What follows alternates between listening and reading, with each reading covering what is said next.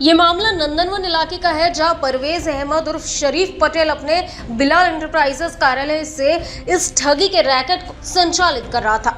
आरोपी 500 रुपए के नोटों के बंडल के ऊपर और नीचे असली नोट लगाकर बीच में सादे कागज भर देते थे। इसके बाद लोगों को ये विश्वास दिलाया जाता था कि बंडल में पूरी रकम असली नोटों की है। गिरोह लोगों को 50,000 रुपए देने पर 2 लाख रुपए लौटाने का लालच देता था। एक शिकायतकर्ता को भी इसी तरह फंसाने की कोशिश की जा रही थी। सूचना मिलने पर क्राइम ब्रांच यूनिट 5 ने जाल बिछा और आरोपियों को रंगे हाथों पकड़ लिया।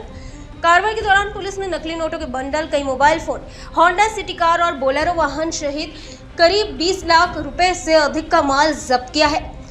गिरफ्तार आरोपियों में परवेज अहमद, अवतार सिंह, अंकित वासनिक, अंकित सूर्यवंशी, अदनान खान, मोहम्मद मनान शेख और शाहरुख खान शामिल है।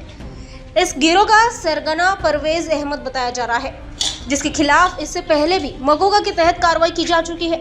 पुलिस ने सभी आरोपियों के खिलाफ नंदनवन थाने में धोखाधड़ी का मामला दर्ज कर लिया है। वहीं परभनी और हिंगोली के 2 आरोपी भी अभी भी फरार है, जिनकी तलाश की जा रही है। फिलहाल पुलिस ये पता लगाने में जुटी है कि इस गिरोह ने अब तक कितने लोगों को अपना शिकार बनाया है और इसके तार किन किन जालों तक फैल गए हैं।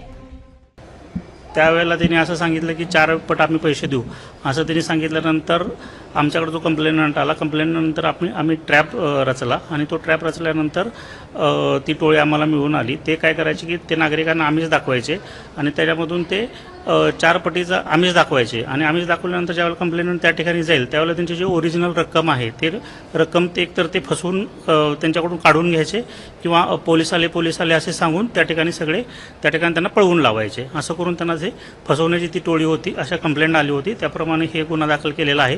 7 आरोपी अटक केलेला आहे। बाकी काही आरोपी वॉन्टेड आहेत।